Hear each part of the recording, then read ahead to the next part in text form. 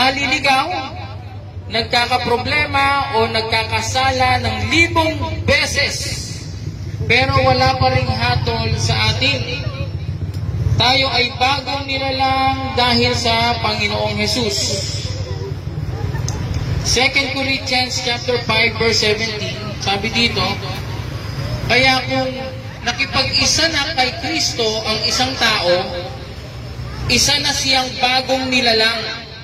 Wala na ang dati niyang pagkatao, sa halip ito'y napalitan na ng bago.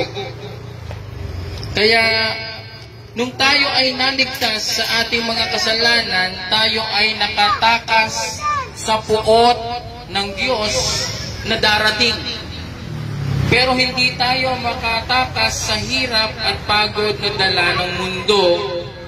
Bagkus, tayo ay mamumuhay na kasama sa presensya ng ating mahabaging mapagmahal na Diyos na nasa langit.